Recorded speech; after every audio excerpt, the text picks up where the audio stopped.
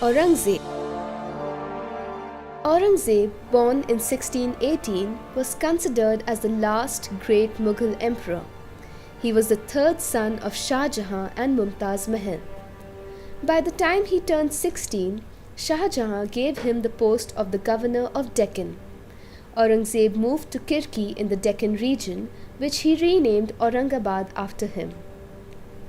After some time, Shah Jahan began to favor his elder son Dara Shikoh. Aurangzeb soon earned his father's disfavor and was asked to step down from his post. However, after mending ties with his father, he was made governor of Gujarat, where he did well and was rewarded.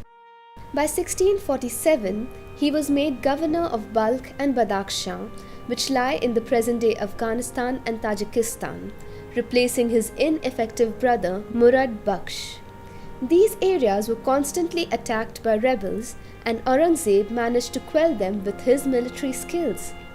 When he was appointed as the governor of Multan and Sindh, he engaged in a long battle in an effort to capture Kandahar from the Safavid army.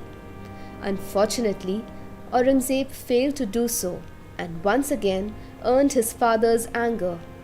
He was once again appointed the governor of Deccan. Soon after Shah Jahan fell ill, all his sons began to fight over the throne. Aurangzeb defeated his brother Dara's army and condemned him to death, and took his father as prisoner. He defeated his other brothers too, and soon after took over the throne at Agra. His rule lasted 49 years. Although his predecessors were tolerant towards all religions, Aurangzeb enforced strict Islamic law called the Fatwa-e-Alamgiri. He destroyed many Hindu temples, prohibited religious meets, and enforced unfair taxes on non-Muslims, which Akbar had removed. Aurangzeb extended the empire both in the northwest and northeast. His armies consisted of some 500,000 camp followers, 50,000 camels, and 30,000 war elephants. In a quick span of time, he invaded Punjab and Afghanistan. Because of his restrictive rule, Aurangzeb had many enemies, especially the Sikhs. When he insisted that all Kashmir Brahmins must convert to Islam, the helpless Kashmiris turned to the Sikh Guru Tegh Bahadur for help. Aurangzeb refused to listen to his pleas and insisted that he too must convert to Islam. When Tegh Bahadur refused, Aurangzeb had him executed, which triggered a rebellion from the Sikhs. Aurangzeb's army continued to weaken. It was at that time that his new enemies, the Marathas, attacked him, led by Shivaji.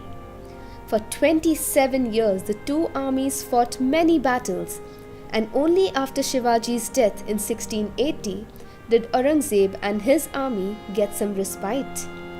This relief was short-lived, as the Rajput of Jodhpur and Mewar joined forces and rebelled against Aurangzeb. They declared themselves independent of his rule. Aurangzeb sent his son to quell their rebellions, only to learn later that his son would deceive him.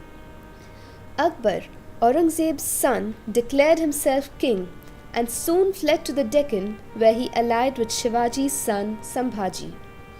Aurangzeb later sent his son into exile in Persia, from where he never returned. Aurangzeb then captured Sambhaji and killed him.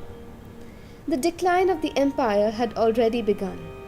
Aurangzeb's political power had weakened because of the time he spent on military matters. His governors and generals became powerful, and many declared themselves independent rulers. Aurangzeb breathed his last in 1707, though the empire officially came to an end in 1857 when Emperor Bahadur Shah Zafar was put on trial. It was at that time that the Mughal Empire was completely wiped out.